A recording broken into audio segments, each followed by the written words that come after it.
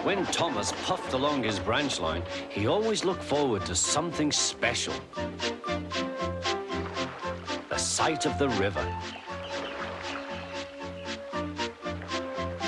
As he rumbled over the bridge, he would see people fishing. Thomas often wanted to stay and watch, but his driver said no. What would Sir Topham Hatt say if we were late? Every time he met another engine, he would say, "I want to fish." But they all had the same answer. "Engines don't go fishing." Silly stick in the muds, thought Thomas. One day, he stopped as usual to take in water at the station by the river. "Out of order." "Bother," said Thomas, "I'm thirsty." "Never mind," said his driver, "we'll get some water from the river."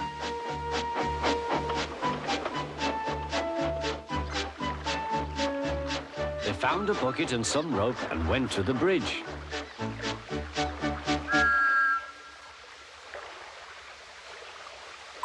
Then the driver let the bucket down to the water. The bucket was old and had 5 holes. So they had to fill it, pull it up and empty it into Thomas's tank as quickly as they could, several times over.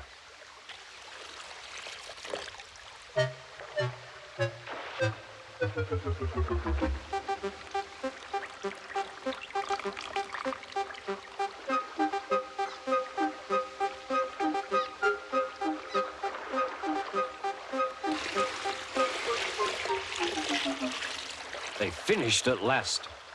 That's good, puffed Thomas, and Annie and Clarabel ran happily behind.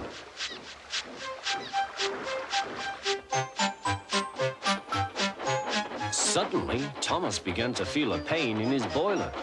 Steam began to hiss from his safety valve in an alarming way. "There's too much steam," said his driver. "Oh dear," groaned Thomas, "I'm going to burst, I'm going to burst." They damped down his fire and struggled on. "I've got such a pain, I've got such a pain," Thomas hissed.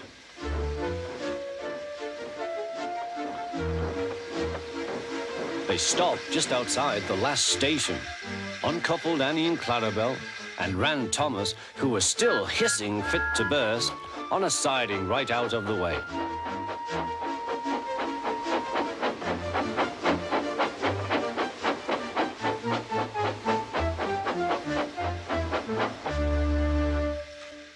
Then while the conductor telephoned for an engine inspector, the driver found notices in large letters, which he hung on Thomas in front and behind.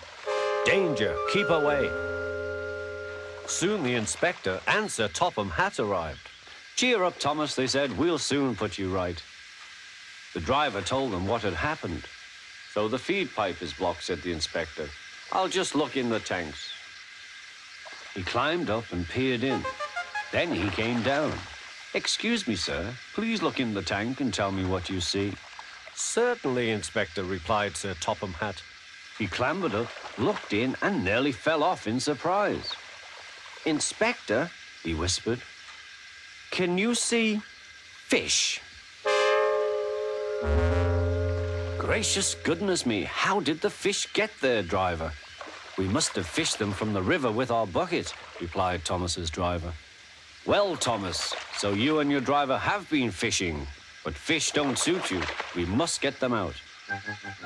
They all took turns at fishing in Thomas's tank, while Sir Topham Hatt looked on and told them how to do it. When they had caught all the fish, they had a lovely picnic supper of fish and chips.